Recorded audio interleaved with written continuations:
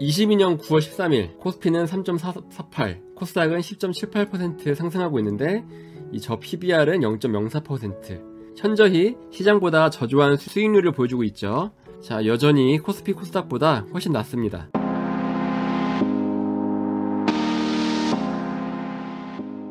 안녕하세요. 올바른 투자를 지향하는 올투입니다.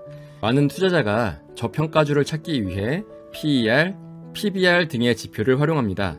주가 순이익 비율인 PER의 경우 잘못 해석하게 되면 성장성이 없는 그저 그런 기업을 저평가라며 착각할 수가 있습니다. 그래서 지수가 상승을 해도 그저 그런 수익률을 기록하는 주식을 사게 됩니다. 만약 저 PER 주를 샀는데 주가가 오르지 않아 손해를 본 투자자라면 제 영상 중에 이러한 PER의 맹점에 대해 설명드린 영상이 있습니다. 오늘은 PBR에 대해 설명드리겠습니다. PBR은 주가 순자산 비율이라고 합니다.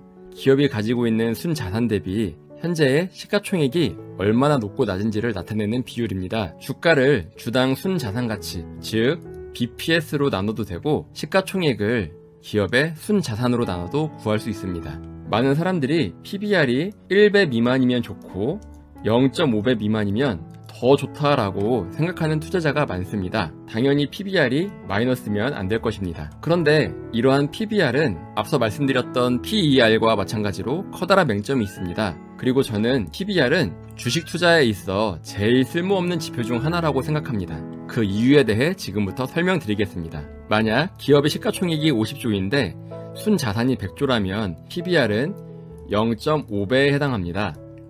그러나 이것은 화가가 그린 그림을 사용된 물감이나 또는 종이의 가격에 한정해서 가치를 매겨야 한다는 논리와 같습니다.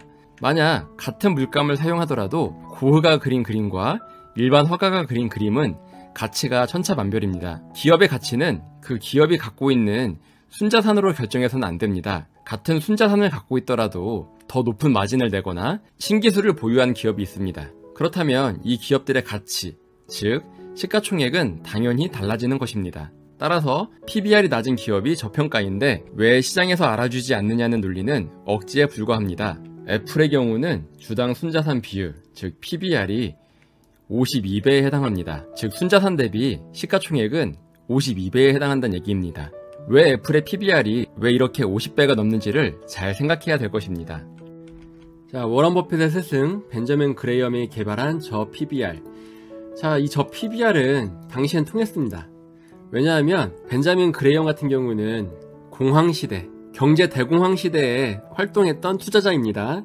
당시에 웬만한 기업들은 다 파산하고 부도났어요. 그래서 벤자민 그레이엄한테는 이 PBR 지표가 안전마진, 즉 기업의 순자산이 시가총액보다 훨씬 더 높은 그러한 기업들만 우선적으로 투자하게 되는 것입니다. 그런데 1950년대가 되면서 이 벤자민 그레이엄의 이 지표는 더 이상 통하지 않습니다. 시장 수익률을 그저 그렇게 따라가는 정도지 시장을 압도적으로 앞서는 그러한 수준을 보여주지 못합니다. 그래서 사람들은 벤자민 그레이엄이 이제 한물 갔다 라고 표현도 했습니다. 1962년 뉴욕 증권가 분석협회에서 벤자민 그레이엄이 연설을 해요. 펀드 전체의 수익률은 시장의 수익률을 앞설 수 없다. 즉 자신의 지표가 더 이상 시장을 이길 수 없다고 일종의 항복을 선언한 것입니다. 자, 이렇게 과거에나 통했던, 즉 1930년대 40년대에 통했던 이 방식이 벤자민 그레이엄조차 이제 통하지 않는다고 그렇게 항복을 선언했는데 여전히 많은 사람들은 저 PER 또 저 PBR 이런 주식이 가치주다, 저평가주다 라면서 매수를 합니다. 그런데 이런 주식을 샀을 때 수익률이 어떤가요? 시장 수익률을 앞서거나 훨씬 더 높은 수익률을 거뒀나요? 전혀 안 그렇죠. 가치주라는 거는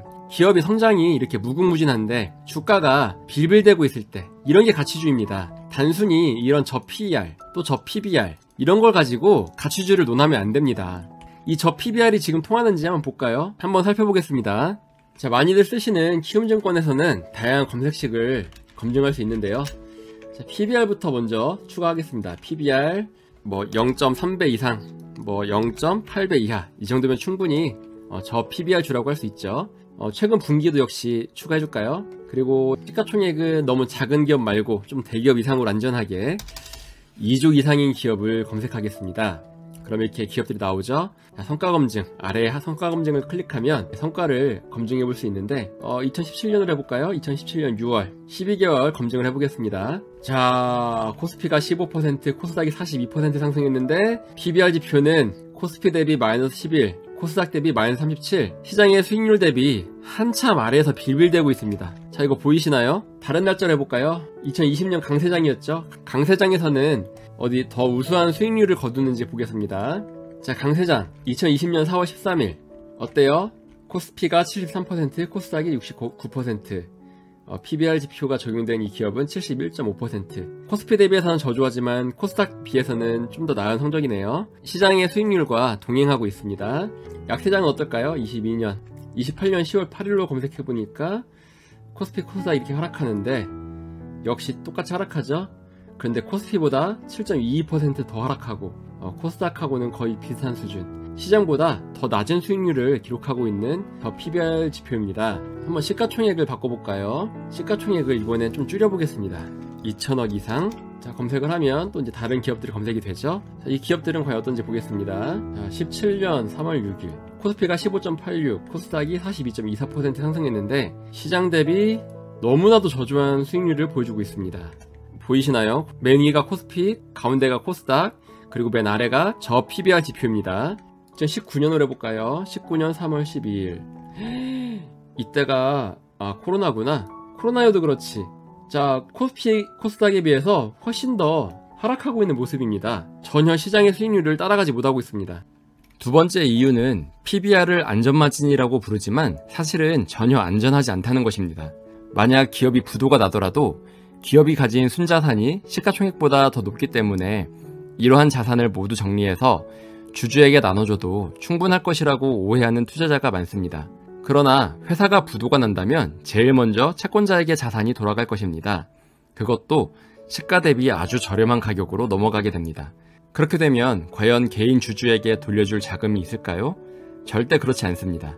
회사를 다른 회사에게 헐값에 통째로 넘기면 넘겼지 주주에게 돌아가는 것은 아무것도 없습니다. 세 번째 이유는 PER과 마찬가지로 과거 재무제표를 가지고 만들어진다는 것입니다. 작년의 순자산과 현재의 시가총액을 갖고 비교하는 PBR 지표는 PER과 마찬가지로 이미 지나온 과거를 나타낼 뿐입니다. 증시는 미래의 성장성에 주목합니다. 기업의 과거 순자산이나 순이익이 어떻든 간에 시장은 전혀 관심이 없습니다. 그렇다면 투자자는 기업의 현재 주가가 적정한지 아닌지를 어떻게 판별할까요? 먼저 12개월 선행 PER을 이용하는 방법이 있습니다. 12개월 선행 PER은 기업이 앞으로 벌어들일 순이익을 가지고 현재의 시가총액이 높은지 낮은지를 따지는 방법입니다. 즉, 과거가 아닌 미래의 가치에 초점을 맞춰 기업의 가치를 평가합니다. 그러나 12개월 선행 PER은 단순히 1년 앞을 보고 기업의 가치를 측정하는 것이기 때문에 이 역시 적절하지 못한 경우가 많습니다. 그래서 기업의 적정 가치를 따지려면 다른 지표를 알아야 합니다. 그 지표는 바로 PEG입니다. PEG는 과거 단 한 해도 손실을 본 적이 없는 마젤란 펀드를 운영했던 피터 린치가 개발한 공식입니다. 이러한 PEG에 대해 더 자세히 알고 싶은 분은 지금 나오는 영상을 클릭하시면 좋을 것 같습니다.